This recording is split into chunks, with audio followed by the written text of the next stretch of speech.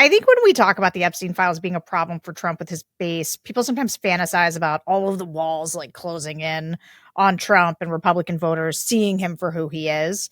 But this feels a bit more like being annoyed with your best friend for canceling plans at the last minute. Hello, everyone, and welcome to the Focus Group podcast. I'm Sarah Longwell, publisher of The Bulwark, and this week we're doing a bit of a two-parter based on some recent news events.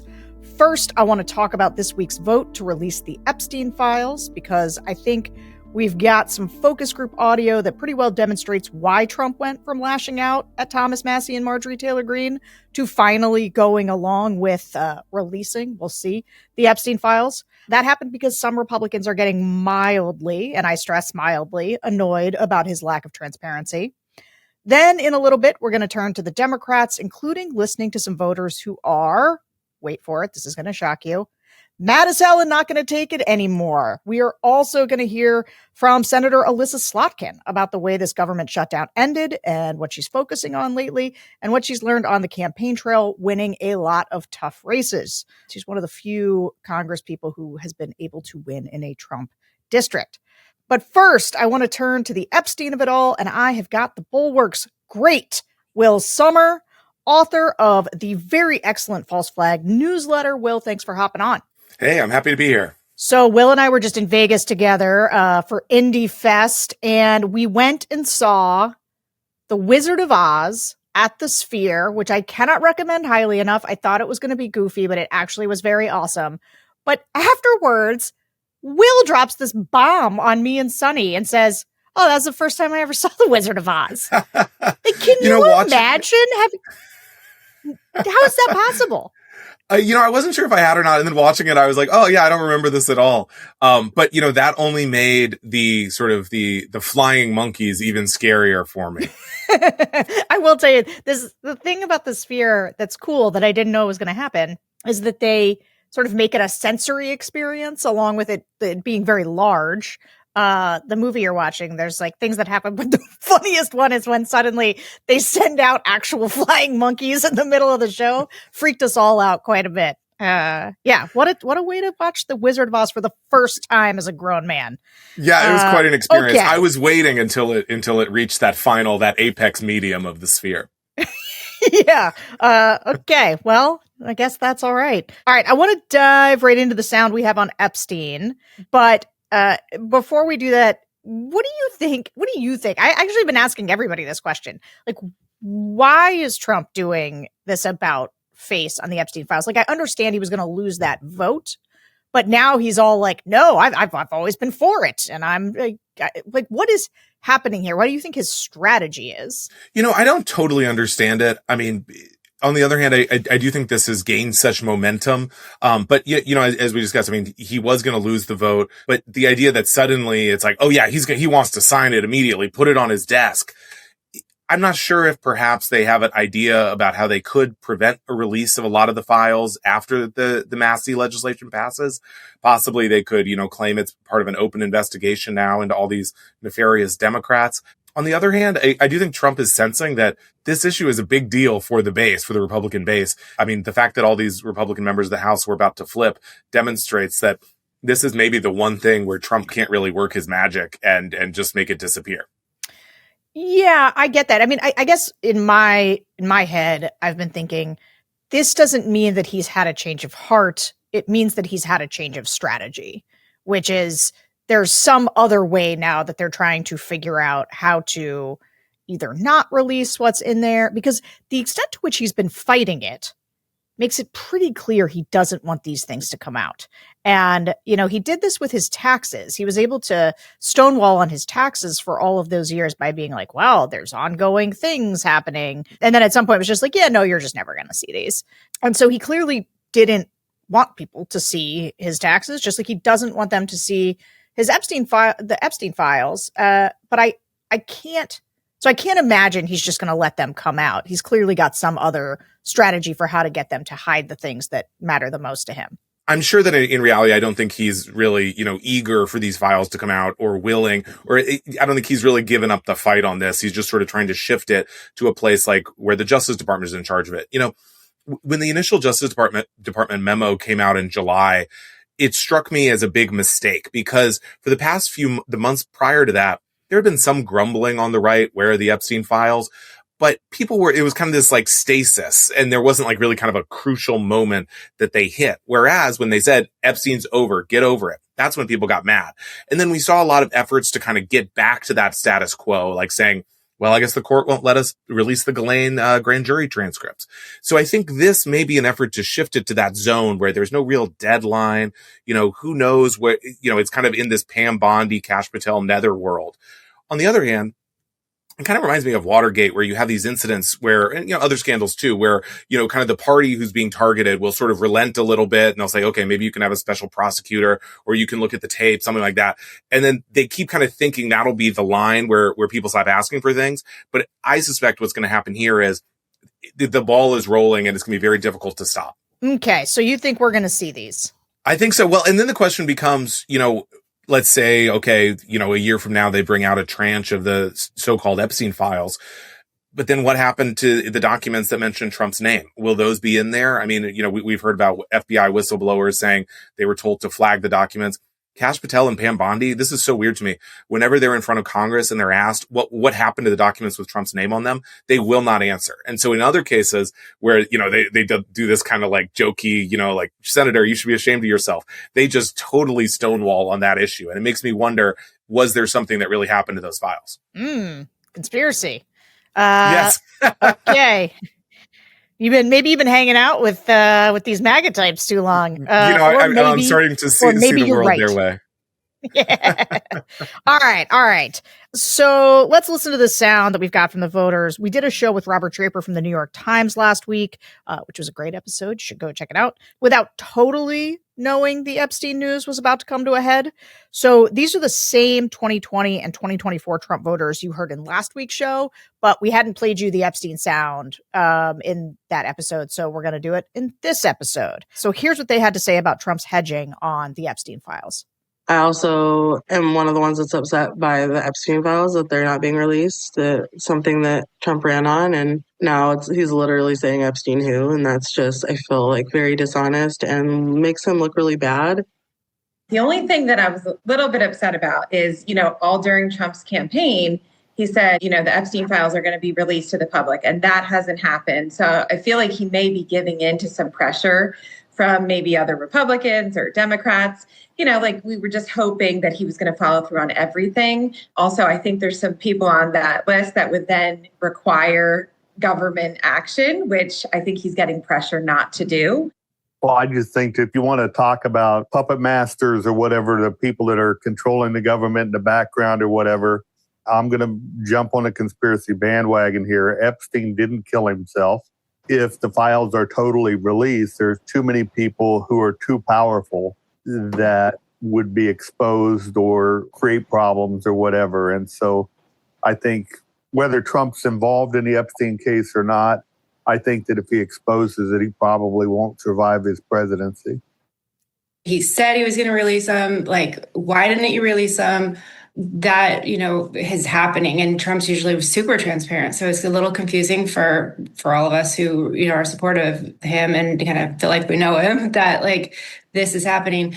That being said, the fact that he always is in his character and has been like pretty transparent, pretty hardcore, I feel like that's where I kind of trust, like there's something I don't feel like he's on it. I feel like perhaps, it's an international thing, or when he just wants it just to be like in PR, you just want it to be quiet and just go away. And that's not happening, unfortunately. But I just kind of feel like I trust that the reason that he's not doing it is not necessarily to benefit him, it's to benefit the country in general. I think that's the off the beaten path sort of thing, but I just think it's a distraction. And if he was using it in a way that we're not aware of in the moment, to set something up down the road, I think it would be cool. Will, this goes higher than we thought. Even higher than we thought. Trust the plan. I think when we talk about the Epstein files being a problem for Trump with his base, people sometimes fantasize about all of the walls like closing in on Trump and Republican voters seeing him for who he is. But this feels a bit more like, as one of the people in my shop called it the other day, being annoyed with your best friend for canceling plans at the last minute. Like, you're like, why is he doing this? This isn't like him. But I still think this matters in the court of public opinion. And I would say that, one of the things when I listen to focus groups that I try to gauge is the level of breakthrough of an issue. And the first way you know something is breaking through is that people have heard about it, period. Because in lots of cases, people haven't heard about anything. Everybody's heard about the Epstein Files. Everybody understands generally that Trump is not releasing the Epstein Files. And then I would say they're expressing somewhere between there's an international pressure on him but he's protecting the country. So those are the firmly like Trump's playing, I know him, he's playing 4D dimensional chess with people. But then there's the rest of them that are somewhere between annoyed and like actively frustrated. And so do you feel like the pressure from the base is really still on? And do you feel like this issue is one, like you heard that guy say, if it comes out, it's going to end his presidency, which I got to say, the people who say things like, oh yeah, no, probably what's in there is going to destroy Trump. But they were happy to vote for him. When they think about him like that, blows my mind. But leaving that aside, what do you make of the way the voters were talking about the Epstein Files?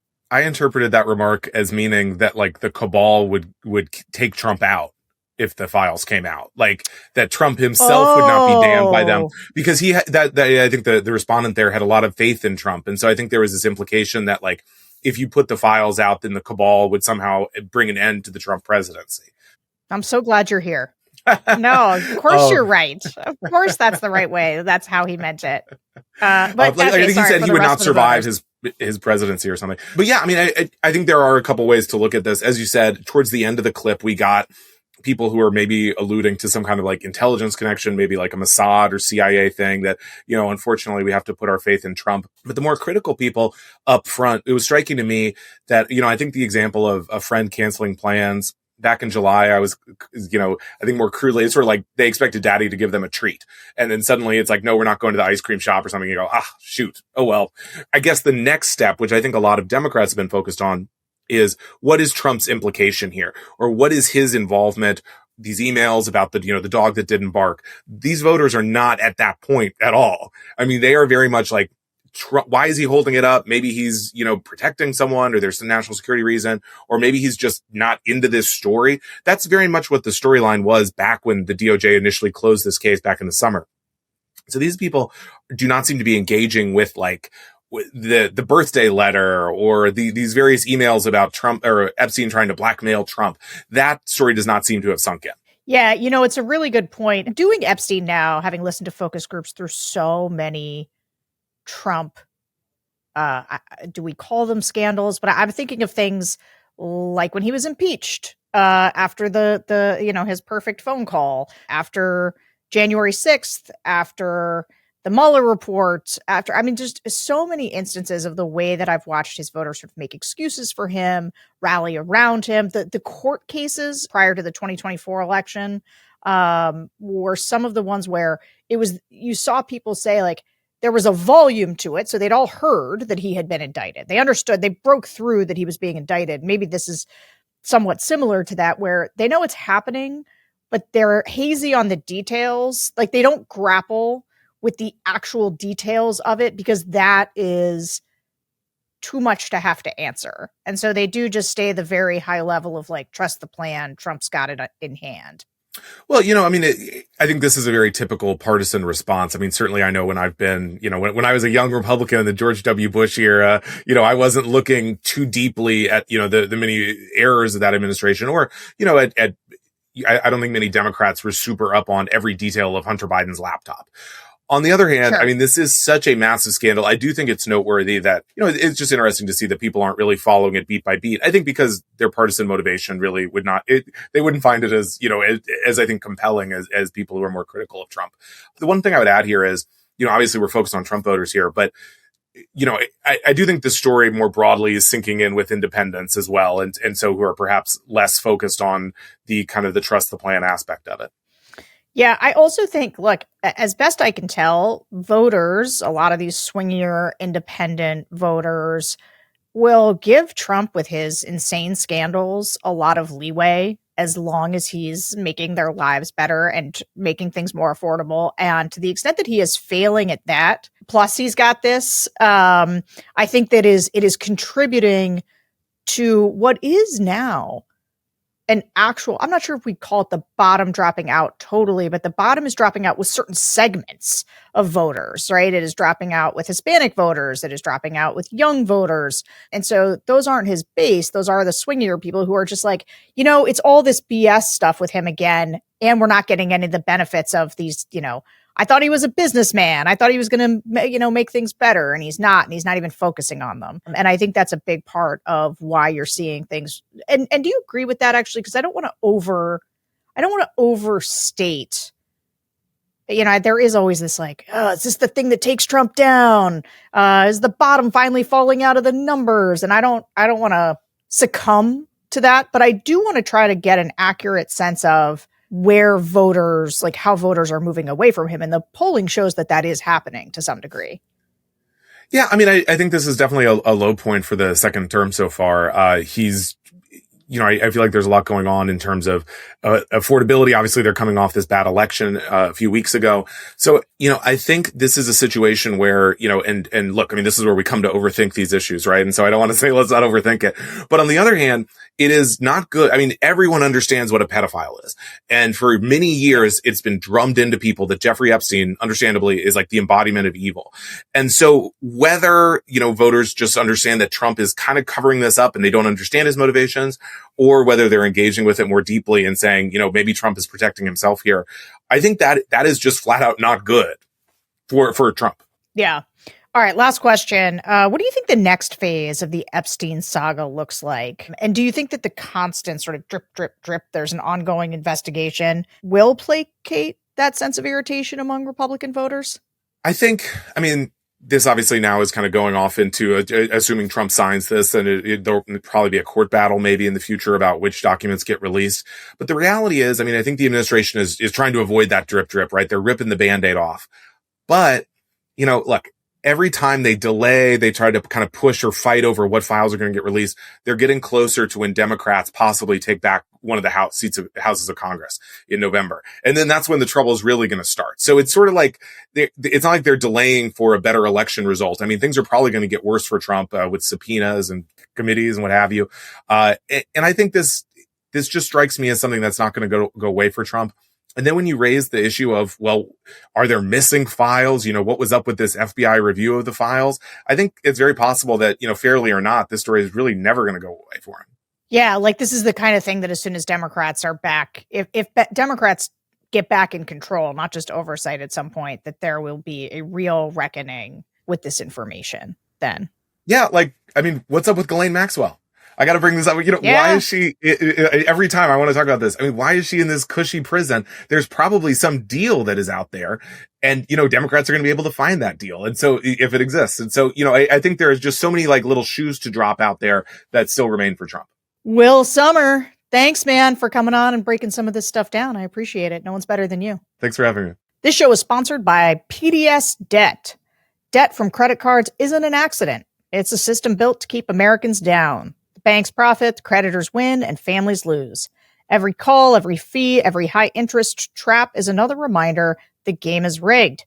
But there's another side to the story. PDS Debt has already helped hundreds of thousands fight back, cutting debt, ending the calls, and putting money back where it belongs, in Americans' pockets, not the banks. Whether you're struggling with credit cards, personal loans, or medical bills, PDS Debt has custom options to help you get out of debt. They go beyond the numbers to understand your unique financial situation and craft a personalized plan designed just for you.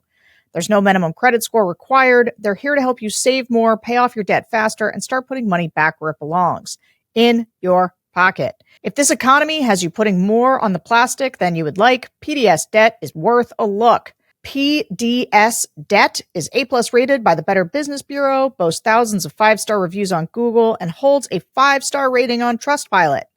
Why? Because PDS has helped hundreds of thousands of people get out of debt. It's your money. It's your future. Don't let the system decide for you. You are 30 seconds away from being debt-free. Get your free assessment and find the best option for you right now at pdsdebt.com. debt.com/the focus group. That's PD as in dog, S, debt.com/the focus group. All right, guys, I'm super excited to welcome to the show one of my favorite Democrats, Senator Elissa Slotkin from Michigan. Senator, thanks for being here. Thanks for having me. Well, you and several other Democrats in Congress just put out a PSA. I saw it rolling around online this morning to the military and intelligence community. Let's just watch that real quick, and then I want to ask you about it. I'm Senator Elissa Slotkin. Senator Mark Kelly. Representative Chris DeLuzio. Congresswoman Maggie Goodlander. Representative Chrissy Houlihan. Congressman Jason Crow. I was a captain in the United States Navy. Former CIA officer. Former Navy. Former paratrooper and Army Ranger. Former intelligence officer. Former Air Force. We want to speak directly to members of the military and the intelligence community who take risks each day to keep Americans safe. We know you are under enormous stress and pressure right now. Americans trust their military. But that trust is at risk. This administration is pitting our uniformed military and intelligence community professionals against American citizens. Like us. You all swore an oath to protect and defend this Constitution. Right now, the threats to our Constitution aren't just coming from abroad, but from right here at home. Our laws are clear. You can refuse illegal orders. You can refuse illegal orders. You must refuse illegal orders. No one has to carry out orders that violate the law or our Constitution. We know this is hard and that it's a difficult time to be a public servant. But whether you're serving in the CIA, the Army, or Navy, the Air Force, your vigilance is critical. And know that we have your back. Because now, more than ever, the American people need you. We need you to stand up for our laws, our Constitution, and who we are as Americans. Don't give up. Don't give up. Don't give up. Don't give up the ship. That's great. I also think "Don't give up the ship" should be our tagline at the Bulwark, but no one will go for that for whatever reason. They think it's too on the nose. But I was struck when I saw that. It actually, I found it very stressful because I felt like, what do you guys know? Why did you feel compelled in this moment to put something out expressly telling people, specifically, I assume the National Guard, maybe ICE agents, you don't have to follow illegal orders? Like, why were you compelled to do it? Well, first of all, I think all of us have people in uniform, people in the intelligence community now who are quietly coming to us and saying, like, I just don't know. This is getting really fuzzy and I'm nervous about it. And that can be the domestic deployments, deployment of the National Guard into cities. It could be the strikes in the Caribbean and not really understanding what they've kept the legal ruling on that classified. And so some of the operators don't even know whether they're protected. And a lot of rank and file folks coming to us and saying, like, I'm worried, could I be held personally liable, for this kind of thing? So it was coming organically from people, in uniform and in the intelligence community. And then, frankly, it's hard to do a veterans event without it coming up. I was in Kansas this past weekend and I did a veterans roundtable because I'm on the Veterans Affairs Committee, and it was going to be about the VA and mental health. And I mean, it really was about kind of service to our veterans. And they brought it up with me. Like, hey, I'm really worried that people are going to start seeing the military as the bad guys, as scary people. And I don't like what I'm seeing on my TV screen out of Chicago or anywhere else. And so we just wanted to, frankly, provide a voice. We haven't been able to have hearings on domestic deployments of law enforcement or the uniformed military in the Senate or I don't think in the House either. And so the basic oversight is not happening from these committees. And so we just wanted to send a message directly to people and didn't know, Stephen Miller would want to talk about it, but, that's how it came about. Well, you got a big Streisand effect from Stephen Miller because he called it an insurrection, which, words have meaning. I'm not sure he knows what they mean, but I think he took it, or he was trying to take it as a way of sort of gaslighting people, as you guys calling on the military not to follow orders from the president or that's coming from this administration. But of course, the ad couldn't be clearer that you just say, you're just stating the law, right, as it stands. So I assume you're not trying to try to have an insurrection. No, Lord, no. And as someone who barricaded herself in her office on January 6th, when people like Stephen Miller helped incite an insurrection, it's a little rich coming from him. But I think it's just literally citing the Uniform Code of Military Justice, the law that governs the military. And everyone in uniform that I know gets training on the USCMJ when they basically as early as boot camp. I mean, early on the law of war and the law of armed conflict and the rules around that. So we were just citing that.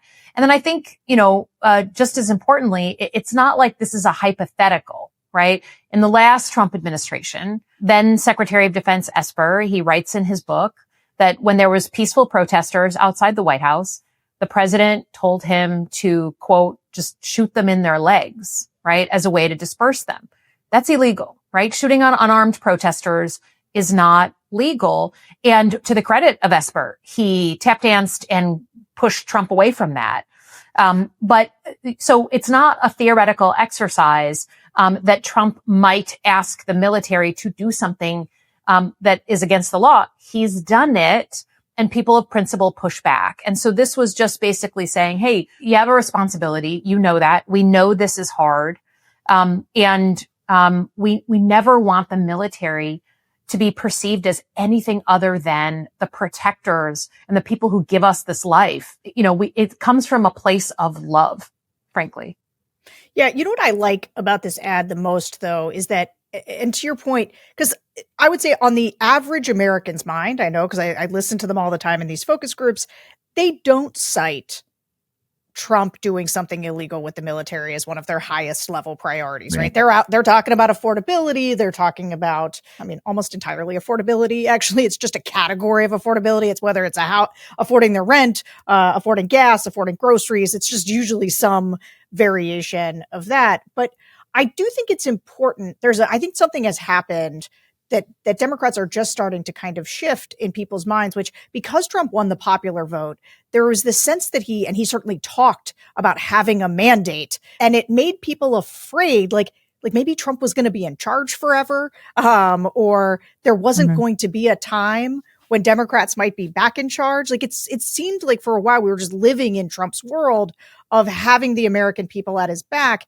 And so it's why everybody caved. Like then we just lived in a world of elite caving. The law firms caved and the big media companies caved. And that's been so stressful for people that they think there's no one there to have their back when something scary happens. And you guys are basically putting up a bat signal to say, we are still here and you do not have to do this and you can come to us if you are asked to do this. And so that's sort of galvanizing people or reminding them that there are still checks and balances that exist, I think is deeply important. And I think people feel like that's been missing. Yeah, I think a couple of things. One, fear is contagious, but so is courage. Sure. And, whether we're talking about the law firms, universities, private sector, I think there's a lot of concern about we don't want to pick a fight with this administration. We don't want the spotlight on us. And so we're going to keep quiet. And that's a way of fear working as a weapon, right? And if one company isn't willing to speak up, then another company is not going to be willing to speak up. But the reverse is also true, that when someone stands up and says, no, we're not going to accept what you're telling us, that can also be contagious. So I think it was just to send a message. Frankly, I had some young officers contact me who all they wanted to be in their life was an admiral or a general and see themselves in the military for the long term. They love the military. Some of them I helped get into the military, and they were just like, am I going to be okay? Is this going to be, should I be thinking of getting out? And it's like, it just breaks my heart. I will say though, and you watch a lot of these focus groups. My sense from just walking around in Michigan and now going to a bunch of other places in the Midwest is there is sort of a internal barometer or red line that Americans have for things that look and smell authoritarian. So I will have plenty of Trump voters who will tell me I agree with Trump in principle on immigration. Right? That people who are here illegally should not be here. But I don't like the pictures coming out of grabbing, masked officers grabbing people off the street or grabbing someone out of a nursery school class, a teacher. People shouldn't be doing that to the people who in my community. And, it's sort of like last administration, people may have agreed with Trump again on immigration, but putting children in cages and separating families just struck a red line for people. And quietly, I think mood shifted on these issues. And I'm not saying there's anything more important right now than the affordability issues, because that's what's galvanizing people from Michigan to Kansas to New York to everywhere. But I do think that Americans still believe that that kind of authoritarian stuff is for some other country. That's not us. And I don't like seeing things that contradict that idea. So, and I'm counting on that. I'm banking on that from the American psyche. Yeah, I think it's interesting. You're absolutely right. We've done a number of shows on the immigration issue, and we've listened to Trump voters basically say, you know, we need to deport criminals. He told us he was going to deport criminals. This is one of those funny things where people kind of hear what they want to hear. And so even though Trump was saying the whole time, hey, we're going to deport all these people, now that they got the criminals pretty quickly, and now they're into just people who are in front of Home Depot looking for a job, or people who've been in the communities for a long time, or grabbing people when they're showing up for their weddings or to do something with immigration. And I know that's too much for people for sure. It tends to, but it's really when it touches them in some way, like when it touches their community. And I do think because there's a reason the bottom's been dropping out with Hispanics who also want criminals deported, who also want a secure border, but they see ICE coming into their communities, dragging people off their bikes, pulling people's parents, arresting people's parents while their kids are in school, going into schools, and everybody's like, this is too much. And so I agree with you. I think they often don't recognize it as authoritarianism. They just recognize it as, this is too far. This isn't what we do here. Yeah. But it does take people sort of standing up on the other side to also say, yeah, you're right. Your instinct is right. That isn't what we do here. Right. And so giving them people that they can look to for that. All right. So I want to move on because I want to, the thing that had just happened was the shutdown. And we came out of the shutdown. There had just been this huge wins. I said at the top that you were one of my favorite Democrats. And part of it is that I got to tell you, when I was still a Republican back in 2018-ish, but I desperately wanted to beat Trump, there was this class of women that showed up in 2018. And it was you, and it was Mikey, and it was Abigail Spanberger, and you guys were all like helicopter pilots and CIA agents. And I, as a Republican who hated Trump, said, all these women right now. I want to see them. And I remember seeing you guys speak, I don't know, somewhere, and being like, yes, I could be in a party that had these people, these women as leaders. And so, but it's interesting. I often think of those of you that ran in 2018 or that class, many of you as moderates, but I know that that's not quite right. Like, that's not quite the right way to describe you. Because I also saw just now, I was very disappointed to see that it was people who were tagged as moderates were the ones who wanted to sort of get out of the shutdown, which was not your position. I'm going to get your reaction on the other side of this, but I will tell you from listening to voters all this time, Democratic voters want one thing desperately, which is they want somebody to stand up and do something about Trump. They want to show some backbone. They want to see some fight from people. And the cave, I knew voters were going to take it badly, but we were doing a Maine group. It just so happened we were doing some Maine Dems. And here's what they said about getting out of the shutdown. I'm really pissed at the people who caved in, Angus King and the others. They were all either not running or retiring. So the political fallout for them was less. I have a couple thoughts on this. One is that the Republicans, we showed this. We were just coming across a decisive win in the elections. Trump's approval rating was worse than ever. And what we basically told the Republicans was that do whatever you want because the Democrats will always cave. So I feel like we just look weak to Congress, to the Congress people who are fighting for taking away, things that people need. I'm also very, very, very concerned. Now, I was concerned about the SNAP benefits. Don't get me wrong. I was buying groceries and dropping them off to my food cupboard. I was doing all of this stuff. I was very concerned. But I have the money, I have the ability to help people with food insecurity in my community, but I can't help with thousands of dollars of health insurance premiums that now people in my community are going to not be able to meet, or else they'll lose health insurance. And you know what happens when this many people in the state of Maine don't have health insurance anymore is that the hospitals are going to struggle. The hospitals in Maine, we're already seeing so many closures of clinics and hospitals, and we're going to see more. It's just going to compound. And then the hospitals that open are going to have worse and worse levels of care. It's just going to steamroll and like snowball into this larger cumulative effect that's going to affect major systems. And what we just told the Republicans was that do what you want, the Democrats will always cave. And you know what? What somebody else said earlier, Chuck Schumer, he needs to step down. He needs to step down because either he doesn't have control over the party as the minority leader, or he was in agreement with this and they specifically chose people who weren't running for re-election because they didn't want to hurt people's like people can see through this. We can see through it. And we can band together as communities in Maine and help people with food insecurity. But there's no way that I'm going to be able to help people with health insurance premiums. We really gave up our power. That's what I have to say about that. I had to get rabies shots a few months ago. And I got a bill for $16,000, 5 shots for rabies. Rabies is not something you can screw around with. And I had insurance. So I'm going to pay like $6,000 out of, I can't understand. I mean, if I have those numbers and I have insurance and I can certainly afford to make those payments, but I can't imagine someone who's going through the ACA marketplace and facing a bill like that, plus the ups and the premiums, it's just unbelievable that people are screwing around with this. Is it safe to say you agree roughly with these voters? Well, I certainly think they're picking up on the major issues, first and foremost on healthcare. I mean, I think we're not settled as a nation on how we afford healthcare.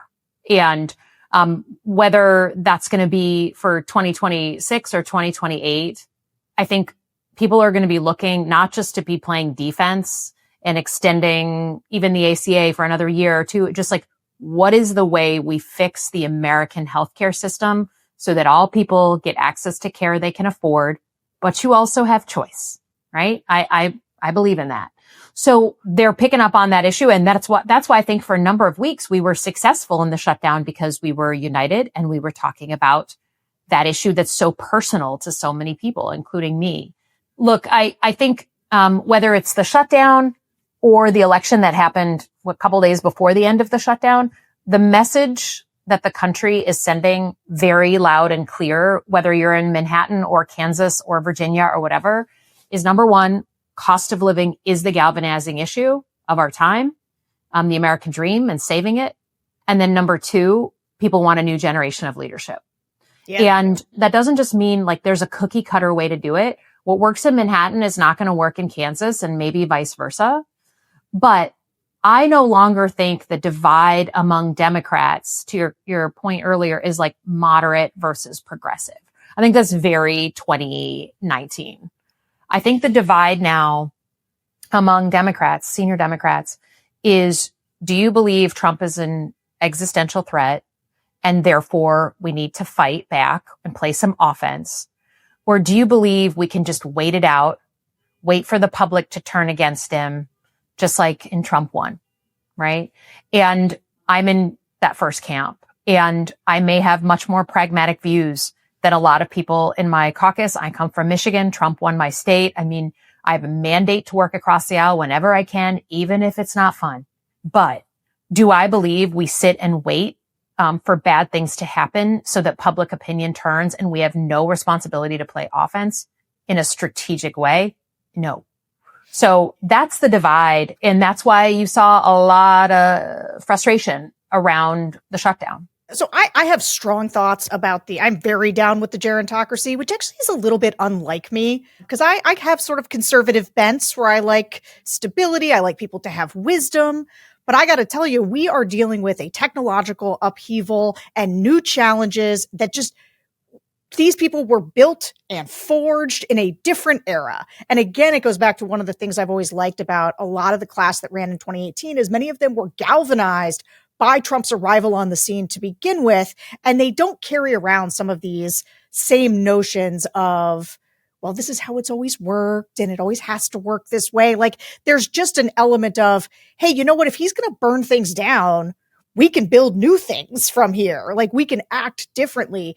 But how do you, people are desperate for a vibe shift, a tone shift. And people use the word fight, but what they really mean is like, she used a steamroll. I hear steamroll a lot. That's a word you hear a lot from people. That's like, why are we just getting walked all over? The Republicans are making fools out of us, and they hate it. And so like, what is your plan for that kind of generational change? Like there's a lot of people in the groups that want Schumer and Jeffries to step down. And Jeffries isn't even that's a wartime general thing as opposed to a age thing. Like, what do you do to kind of give the Democratic voters what they're looking for right now when you don't have actual institutional power?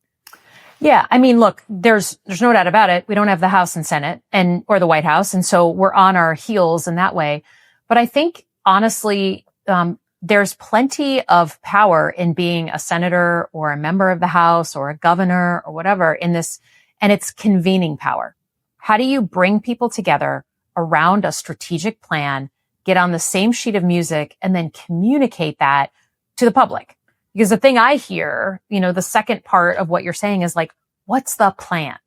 Tell me what the plan is. And, it's good to protest. It's fine that there are no kings rallies. And that's an important part of American society of showing resistance.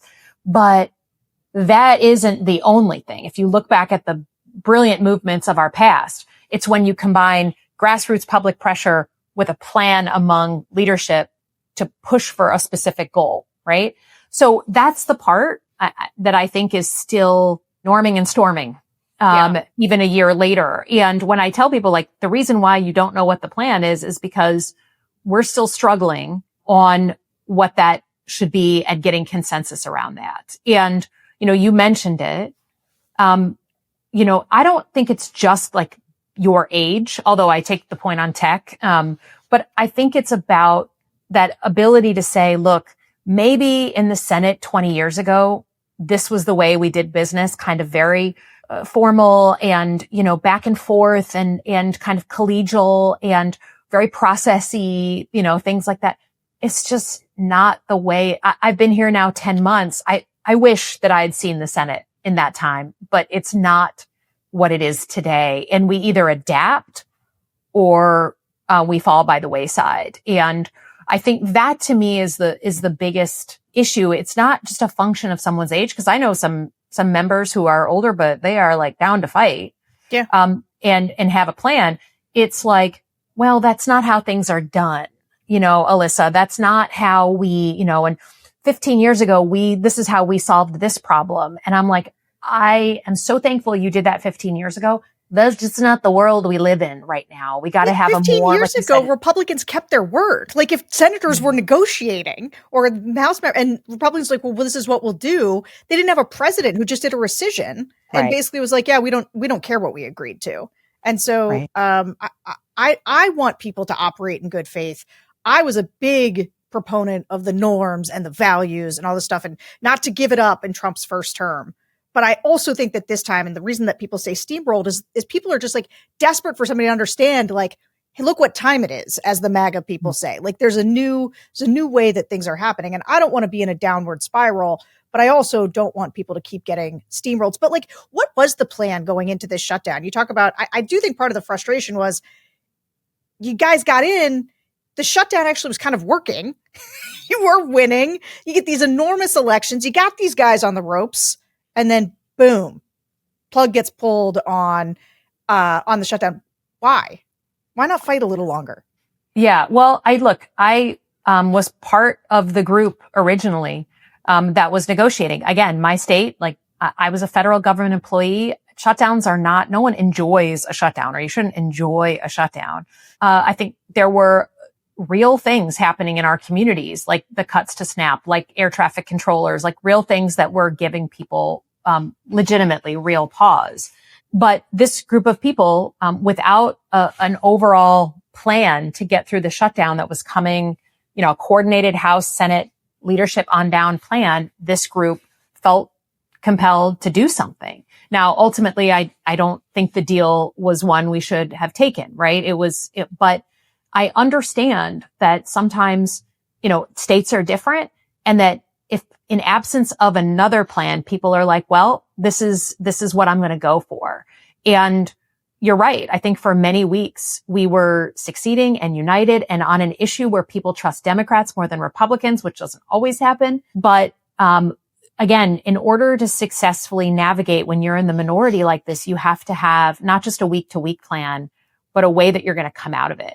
And one of the things that I did ahead of it was I had a little tabletop exercise, a technique we use in military circles on like gaming things out, and you have different people play parts and like you game it out.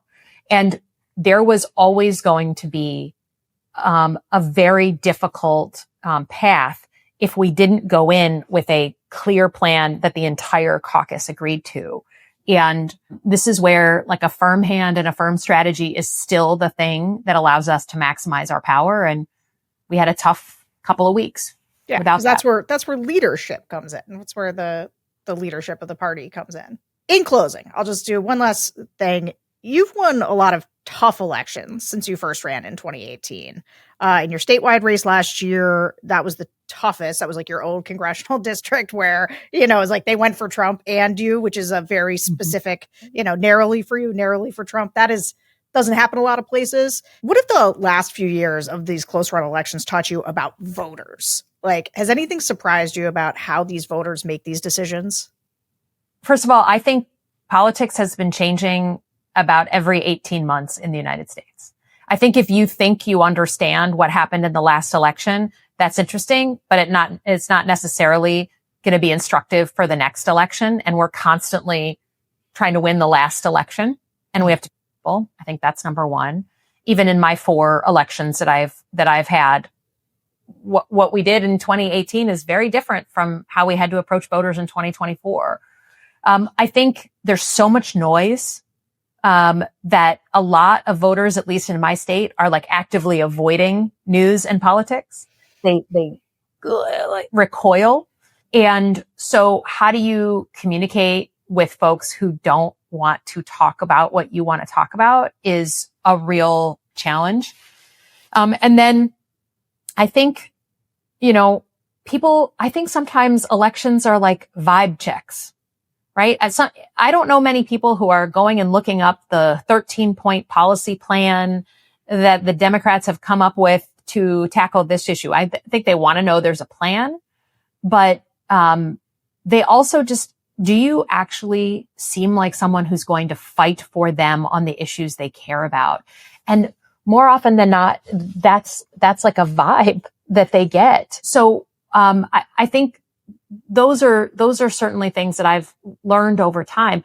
I will say people are smarter than they're given credit for, and they can smell when they're being messaged. Totally. After watching 20 years of reality TV, they know when something's a talking point. They know when they're getting a line. I think the most common thing I heard in my last few elections was like, you just talk like a normal person. And I'm like, it's a low bar, man. We'll leap over that low bar. And, you speak in complete sentences. You answer the questions that are being asked of you. So I think politics, I don't think is rocket science, but it is, about whether people believe you actually give a crap about them and you're going to fight. And a lot of people miss that. And I think they think, well, I have to have the perfectly crafted answer. I have to have the perfect policy position. I can't tell you how many people come to me every day and they're like, we want to work on this, wonky policy is the way to save. And I'm like, okay, but do you care about what they care about? Do they feel that they can identify with you at all? Those are important things that are kind of gut checks. Yeah. I mean, this is, when I talk to politicians and they're like talking about messaging or whatever, I'm like, just say it to me normal. Say it to me the way you would say it, because it is like unlearning it's like so many people spend so much time. This is another reason I do my sort of anti-gerontocracy thing, is like they were raised at a time when, okay, politics is a profession. There's a way politicians talk. I have to learn how to do it. I have to have my talking points. There's going to be 3 of them. Here's how I dodge. And like, No, actually, it's not just the reality TV, although I do think that's a part of it. It's parasocial relationships. It's the relationships we have on our phones where we're looking at screens and we're immediately able to sense whether someone's given us a line or whether they're telling us the truth. And so just say the thing that you think and people will resonate with that. And it feels like it should be easy for people to grasp, but it is a lot of unlearning of things to get people there. Yeah. And just to bring it back to a point you made earlier, about the class of 2018, we were this wave year. We were really big class, like 65 freshmen. We were the youngest class in history. I think the most women, we had all the things. The thing that I think was the most important, and you mentioned it was the biggest percentage of any class who had never run for anything else in their lives. Yep. And, I was one of those people, and we had to figure it out. And I had no unlearning to do. I just had to have coffee with people and get advice and discard some advice. And I think at the time, I'm like, what am I doing? I don't know how to run for office. But looking back, I'm like, that's one of the best things that could have happened to me and lots of other folks is don't get so sucked into the way, this has to be, especially in the party machines, right? In the either Democrat or Republican Party. We didn't come up in this machine. And I think that was very, very important. And I think the success, of people like Cheryl and Spanberger and others from that class. And now we have a bunch of my classmates running for Senate in 2026. I think that's, not by accident, that just people who have had other jobs, real jobs in the real world and had to get things done on time and on budget is real different than from 22 years old working your way up the political ladder. Yeah. Oh, there's a Michigan Senate race. Did you know that? There are so many Michigan races. We have more open seats than we've had in 140 years. Wow. We have an open governor's seat, obviously Attorney General, Secretary of State, House and Senate in Lansing. So it's 2026 is a big year in Michigan. You don't want to drop any endorsements, do you?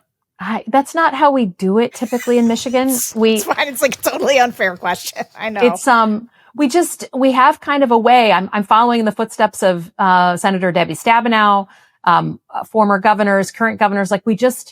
When there's primaries, we let those things play out. It's going to be competitive, and I'm going to support whoever comes through these primaries. Well, you got a couple good people running, so either way, it's not you're going to get a good person either way.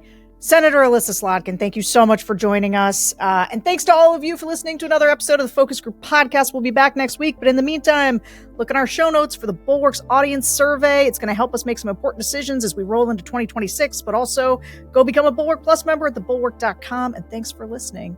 See ya.